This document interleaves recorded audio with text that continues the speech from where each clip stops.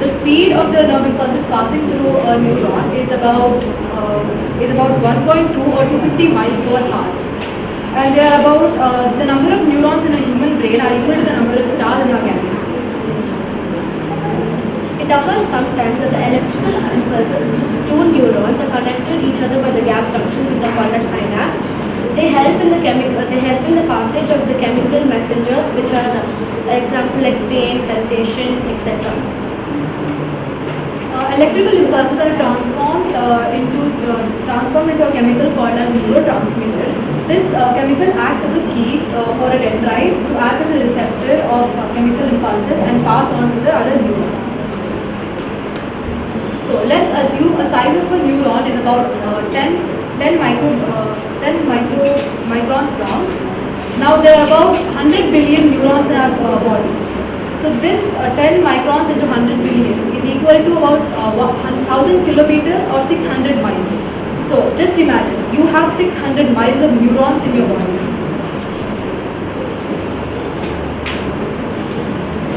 Neuron firing. Neuron firing is nothing but the continuous transmitting of the impulses from the synaptic gaps. Thank you.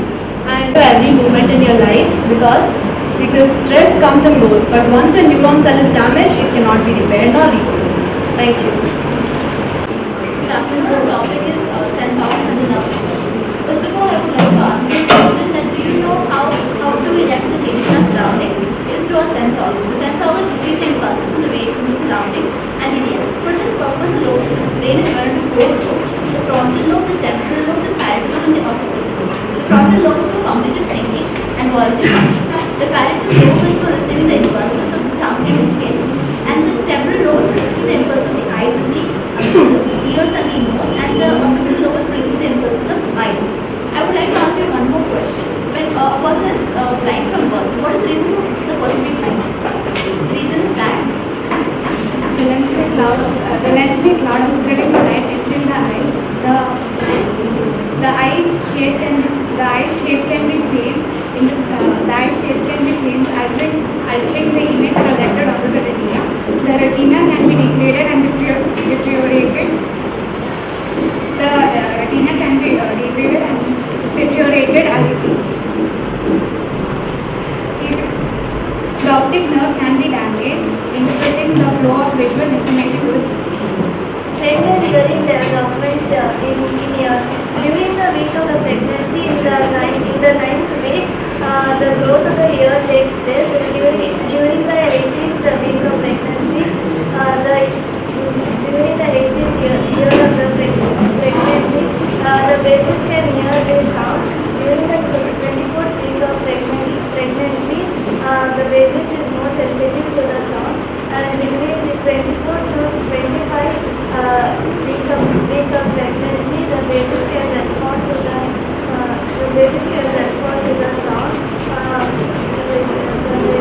Newborn baby, the study of the newborn behavior. The says that the study of the newborn behavior.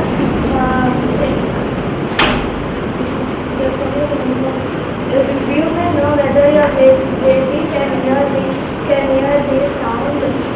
You can hear this sound by playing the music or talking to them.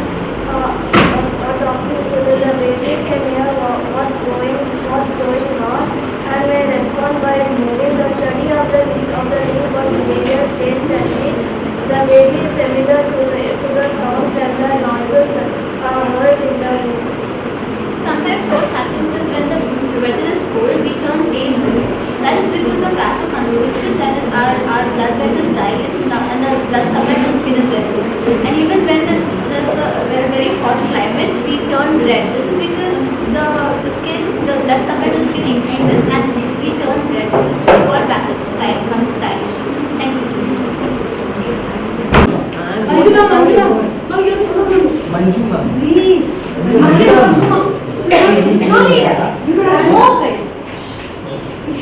I don't think you people will get Ready?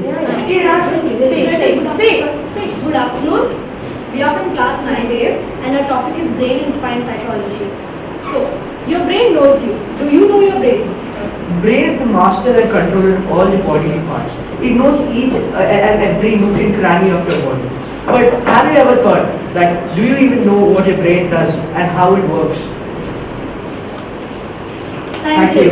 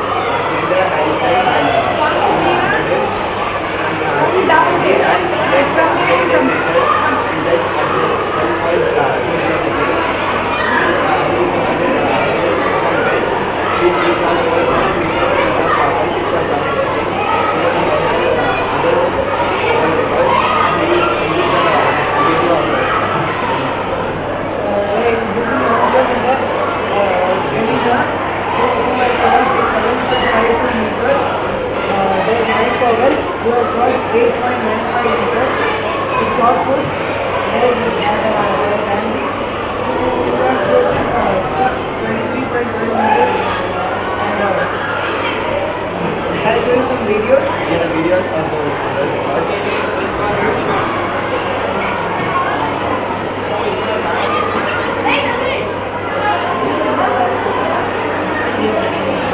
Namaste.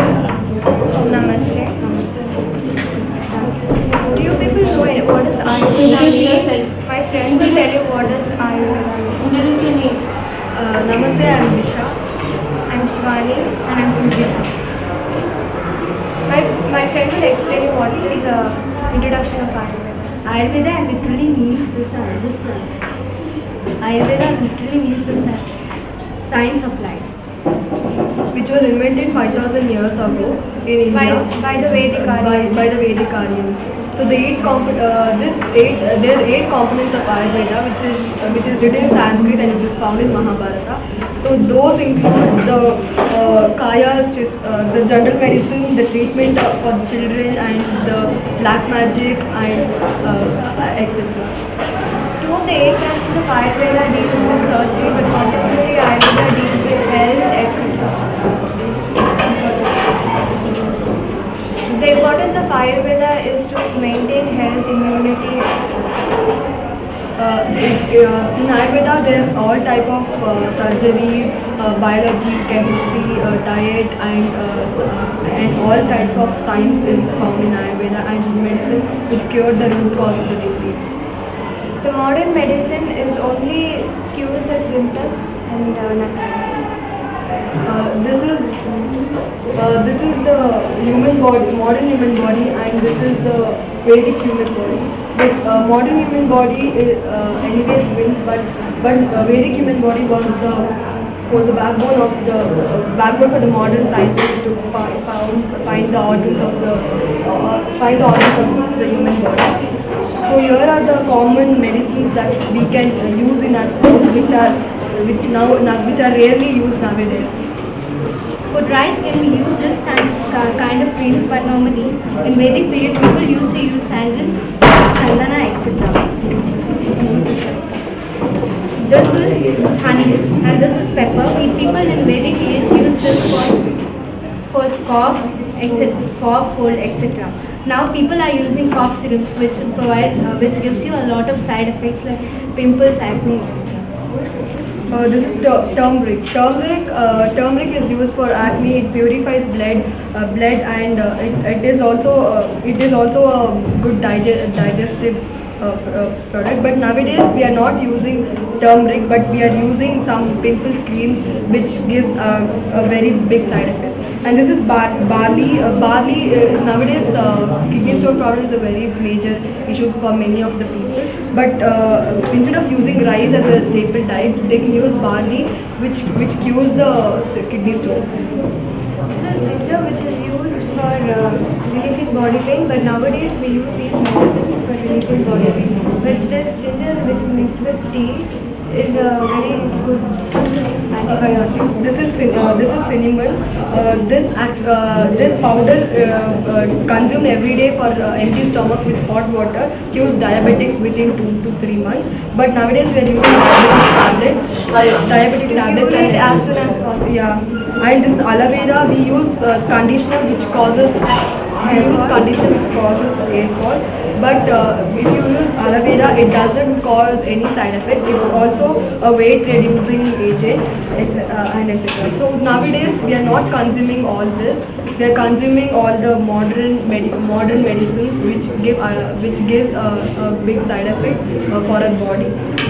So we conclude by saying that Ayurvedic medicine is more better than Thank you. Thank you.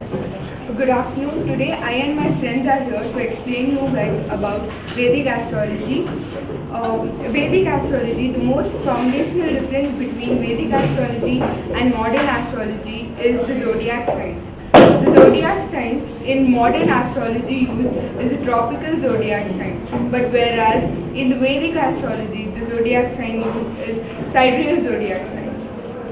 Gemstone astrology. Gemstones have a very special significance in the Vedic astrology, and they are used from ages and ages to liberate the problems which are caused by the planets. In olden days, the kings and the people with high levels used to wear these gemstones, and which were recommended by their astrologers and have benefited from them. Vedic astrology is an ancient Indian science which explains about the planetary motions and positions with respect to time and their planet and the effect on humans. The modern astrology, as I told you, it's dependent upon the tropical signs. The tropical signs just tell us about the 12 signs of the sun, but whereas the sidereal signs, they just tell us about the different positions of the sky. According to the Vedic astrology, the 9 planets represents the 9 gemstones, and here is a chart which shows the gemstones and the ruling planets. Ruby represents the sun, the natural pearl represents the moon, red coral the Mars, emerald Mercury, yellow sapphire is Jupiter, diamond is Venus, and blue sapphire is Saturn, hexonide is Rahu, and chrysoberyl is Ketu. And this is a very small diagram which shows the gemstones and their correlations with the Vedic astrology with the most suited metal and preferred fuel. Early Vedic astrology was only based on the movements of planets with respect to stars, but later on it started including all the zodiac signs as well.